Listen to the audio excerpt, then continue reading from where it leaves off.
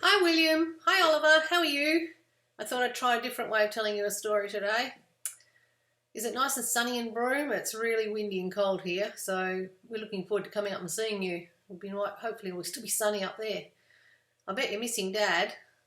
I'm sure you're helping Mum. The boys around the house now, so you have to help Mum until Dad gets home.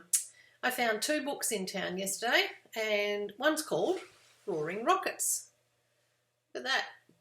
It's about rockets. I thought maybe that one would be a good book for you. So shall we try and read it?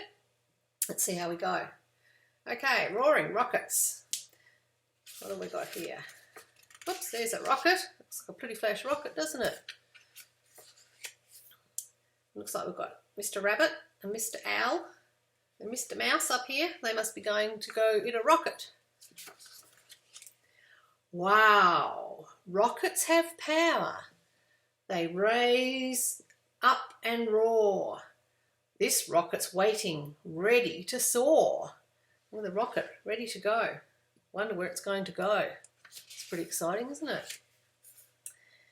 Rockets carry astronauts in cool white suits, oxygen helmet and gravity boots. Do you know what gravity boots are? Gravity means that it means you can walk on the ground, whereas when you go to the moon doesn't have gravity and you float. So they have to have heavy boots. Where are the boots? These big boots here.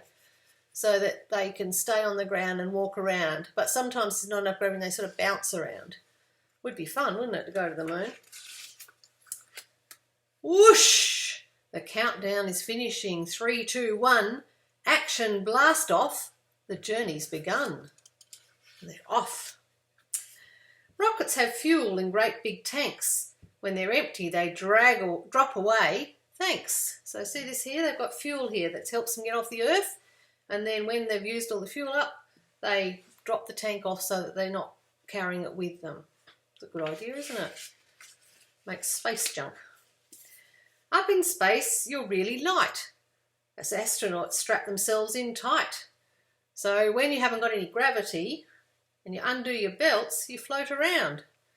That's why they have to wear their belts, to keep them in their seats, otherwise they'd float off into space.